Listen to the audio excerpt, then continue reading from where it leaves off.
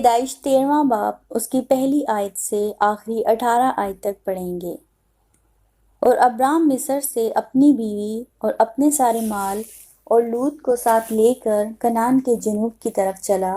اور ابرام کے پاس چوپائے اور سونا چاندی بکثرت تھا، اور وہ کنعان کے جنوب سے سفر کرتا ہوا بیت ایل میں اس جگہ پہنچا جہاں پہلے بیت ایل اور ای کے درمیان اس کا ڈیرا تھا، یعنی وہ مقام جہاں اس نے شروع میں قربان گاہ بنائی تھی، اور وہاں ابرام نے خداوند سے دعا کی۔ اور لوط کے پاس بھی جو ابرام کا ہم سفر تھا بھیڑ بکریاں، گائیں بیل اور ڈیرے تھے، اور اس ملک میں اتنی گنجائش نہ تھی کہ وہ اکٹھے رہیں،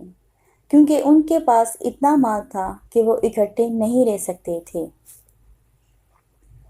اور ابرام کے چرواہوں اور لوط کے چرواہوں میں جھگڑا ہوا، اور کنعانی اور فرزی اس وقت ملک میں رہتے تھے۔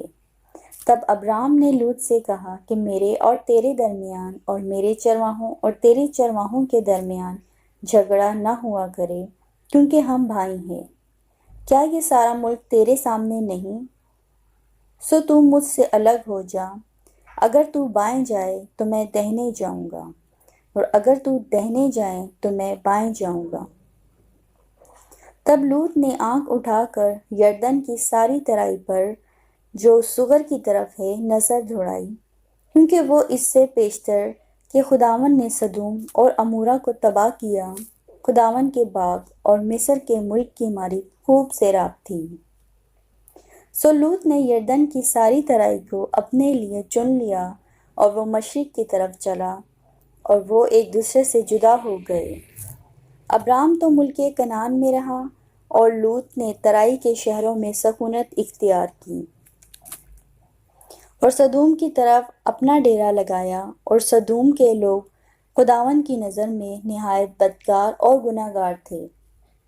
اور لوط کے جدا ہو جانے کے بعد خداوند نے ابرام سے کہا کہ اپنی آنکھ اٹھا، اور جس جگہ تو ہے وہاں سے شمال اور جنوب اور مشرق اور مغرب کی طرف نظر دوڑا، کیونکہ یہ تمام ملک جو تو دیکھ رہا ہے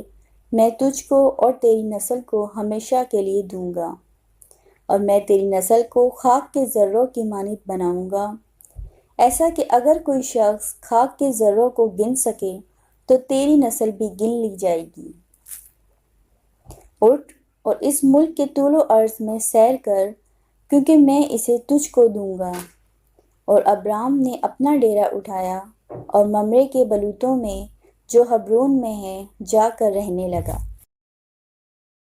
اور وہاں خداوند کے لیے ایک قربان گاہ بنائی۔ سو خداوند کے پاک کلام کے پڑھے اور سنے اور سمجھے جانے پر خدا کی برکت ہو، آمین۔